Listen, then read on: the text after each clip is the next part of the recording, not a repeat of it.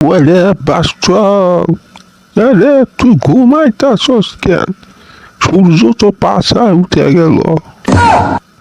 হ্যাঁ, এত কথা কন যায়, সারাক্ষণ ঘুম আর ঘুম। দাদি, এতে কেবল মাত্র 10টা বাজে। সকাল 10টা একটা পারফেক্ট টাইম ঘুমানোর জন্য।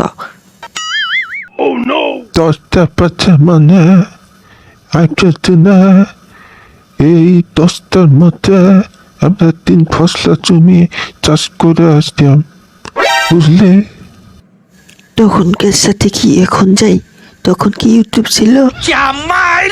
সারা রাত ভিডিও এডিট করে কেবলমাত্র ঘুমাইলাম।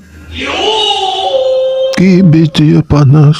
ও যে একাই মোবাইল টিপিস আর ওই যে হাসাহাসি করিস, এগুলো মানুষ দেখলে তো পাগল ছাড়া কিছু বলবই না। দাদি, এটা পাগল না, এটা হলো কন্টেন্ট ক্রিয়েশন।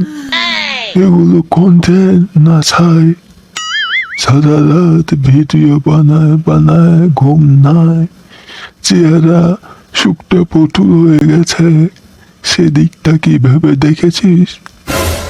চেহারাতে কি হবে? বুদ্ধি থাকলেই তো আসল। এত বুদ্ধি গো, এত বুদ্ধি, তোর বুদ্ধির মাথায় আমি ঘি ঢালি, একটা ডিম ভাঙতে দিলেও তো কুচুম আবলায়া ফেলিস। ওটা তো স্টাইল দাদি, তুমি বুঝবে না। ঠিকই কইছস, তোদের যা সবই স্টাইল। যা এখন একটু রোদে গিয়ে বস, রক্ত পরিষ্কার হবে না। রোদে গেলে তো কালো হয়ে যাব, তখন কি বৌমা আমাকে পছন্দ করবে? আর ওরে আমার শাহজাহান রে, তোর হিরোইন কি রোদে দেখলে ভয় পাবে? দাদি, তুমি না অনেক নিষ্ঠুর কথা বলো। নিষ্ঠুর না রে বাপ, তেতো কথা আসলে ঔষধ। যা হাত মুখ ধুয়ে আয়।